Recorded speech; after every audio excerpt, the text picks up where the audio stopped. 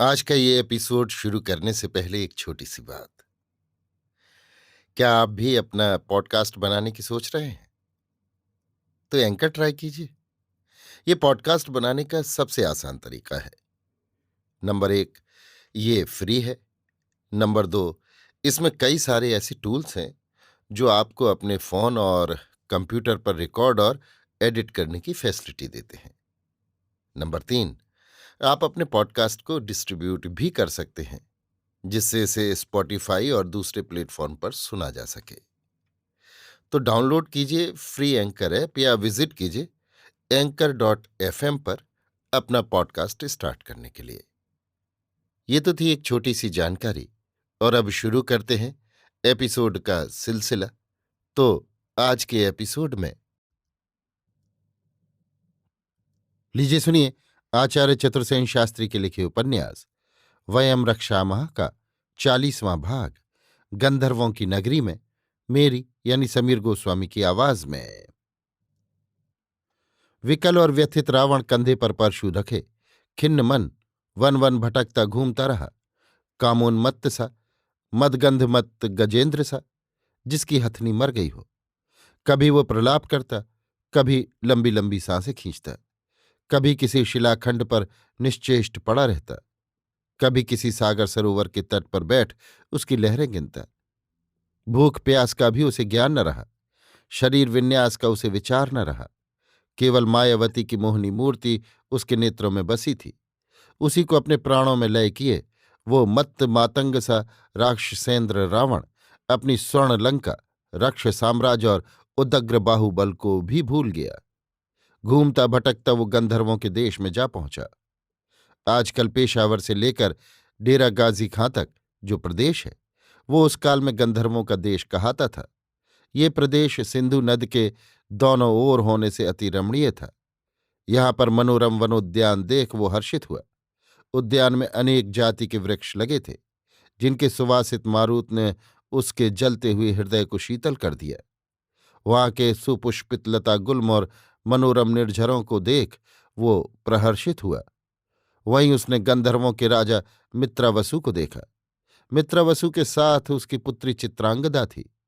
चित्रांगदा का रूप पार्वती के समान दिव्य था। उस नवल रूप यौवन संपन्ना अनिद्य सुंदरी गंधर्व बाला को देख रावण स्तंभित रह गया। उसका रूप संसार के नेत्रों को आनंद देने वाला था।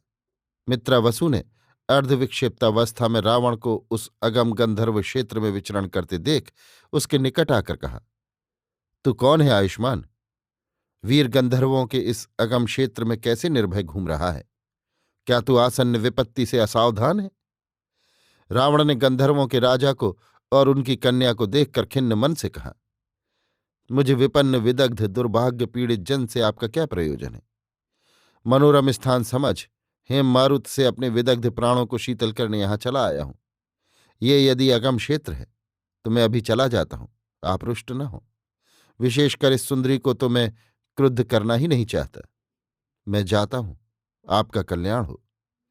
रावण के ऐसे वचन सुनकर मित्रावसु गंधर्वराज ने हंसकर कहा, तेरी वाणी दृढ़ है, दृष्टि में तेज है, अचल गात है, प्रलंब बाहु है, प्रशस्त ललाट है, विशाल वक्ष है, क्षीण कटी है।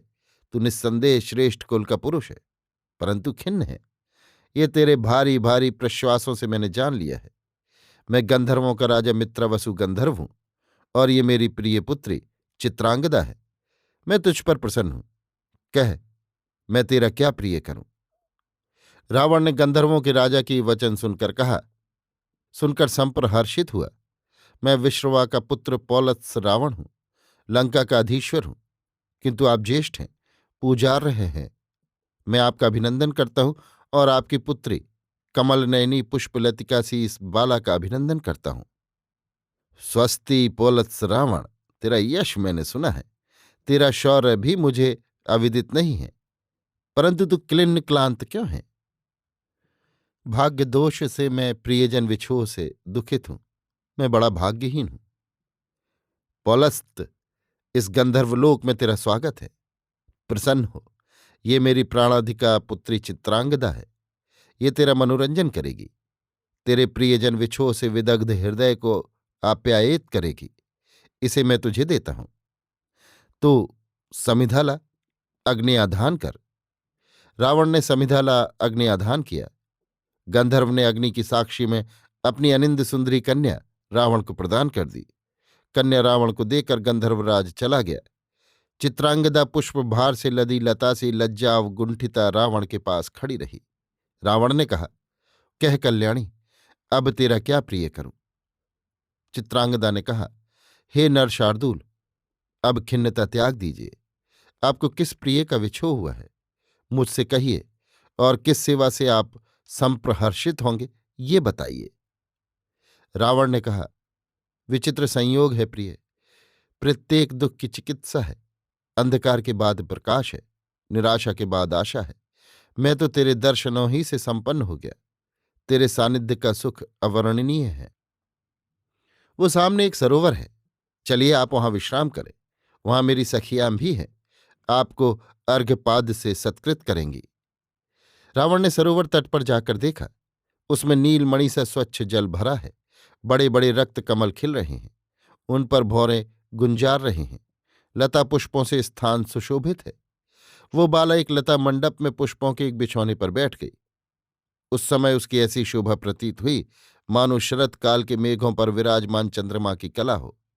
उसकी इस दिव्य सुषमा को देखकर रावण आश्चर्य और उत्कंठा से भौचक रह गया। इसी समय उसे प्रतीत हुआ कि मानो आकाश से उतरता हुआ तेज पुंज आ रहा है। उसने सुंदरी चित्रांगदा से पूछा, प्रिय, ये क्या चमत्कार है? चित्रांगदा ने कहा, आर्यपुत्र, ये सब विद्याधरी गंधर्वी अप्सराएं नाग कन्याएं मेरी सखियां हैं। वे सब अपने हाथों में कोई ताजा कमल फूल, कोई गंधपराग, कोई अंगराग, कोई वीणा मृदंग षट खंजरीक, कोई गोरोचन, कोई मयूर पुच्छ लिए वहां आ पहुंची। उस सजीव रूप सागर को देख रावण विमूढ़ हो गया। उन सुंदरियों के बीच घिरी हुई चित्रांगदा नक्षत्रों के बीच में चंद्रकला के समान सुशोभित होने लगी। वो उत्फुल्ल शतदल कमल के समान प्रसन्न वदना, चल चंचल मकरंद लोल भ्रमर लोचना, हंसगामिनी, कमलगंधा चित्रांगदा गंधर्व राज्य कन्या काम संजीवनी सी प्रतीत हो रही थी। उसके लहरों के समान मनोहर त्रिवलयुक्त मंदोदर को देख रावण इस प्रकार चलायमान हो गया जैसे समुद्र चंद्रकला को देख चलायमान हो जाता है। रावण अपने चारों ओर कपूर चंदन तथा अगर के वृक्षों से आती हुई सुगंध से मत्त हो गया। उसने आनंद अतिरेक से विभोर होकर चित्रांगदा से पूछा, प्रिय, इस मनोरम स्थान का नाम क्या है? चित्रांगदा ने कहा, स्वामिन, ये क्रमसर तीर्थ है। अब आप इस पुनीत सरोवर में स्नान कर अपना श्रम दूर कीजिए। इतना कहकर उसने सखियों को संकेत किया। अब वे सब घेर कर रावण को सरोवर के तट पर ले गईं। उन दिव्यांगनाओं के साथ रावण ने यथेष्ट जल विहार किया। फिर उन दिव्यांगनाओं ने रावण को नवीन वस्त्राभरण धारण कराए। प्रियतमा गंधर्व नंदिनी सहित उसे दिव्यासन पर बैठाकर स्वर्ण थालों में विविध प्रकार के स्वादिष्ट भुने मांस मिष्ठान पकवान परोसे। सुगंधित मसालेदार मद्य मणि कांचन पात्रों में भर भर कर पीने को दिया। रावण उन दिव्यांगनाओं के सानिध्य में उस मनोरम उपवन में स्वादिष्ट उत्तम भोजन और सुगंधित मद्य पाकर भूल गया असुरपुरी के अंधकूप की वेदना और परम रूपवती मायावती को। इसी प्रकार सेवा सत्कार स्नान अर्चना आहार विहार से सब भांति तृप्त कर रावण की सब क्लांति हरण कर चित्रांगदा उसे दिव्य कनक रथ में बैठाकर अपने मणिमहल में ले गई। वो मणिमहल भी बड़ा विचित्र था। उसमें अनेक गुप्त और मांगलिक भवन थे। सूर्य के समान तेजस्वी उसका प्रकाश था। उसमें इंद्रनील और महानील मणियों की वेदियां रची थीं, जिनमें सोने की सीढ़ियां बनी थीं। वेदियों में सोने की जालियां लगी थीं। उसका फर्श स्फटिक मणि का था, जिसके जोड़ों में हाथी दांत लगा था। सीधे चिकने और बहुत ऊंचे अनेक मणिमय खंभों से उसकी शोभा अकथनीय हो गई थी। छत में और दीवारों में मोती मूंगा माणिक और चांदी सोने का काम किया हुआ था। उसमें बहुमूल्य बिछौने बिछे थे। उस मणिमहल में अनगिनत दिव्यांगनाएं रंग बिरंगे सुंदर वस्त्र पहने अपनी रूप छटा से दिशाओं को आलोकित करती, कंठों में पुष्पहार पहने इधर उधर अस्त व्यस्त भाव से आ जा रही थीं। उनके तेज तथा उनके पहने हुए रत्नाभरणों के प्रकाश से वो मणिमहल जगमगा रहा था। ठौर ठौर पर अनेक मोहक और अद्भुत पक्षी स्वर्ण पिंजरों में टंगे थे।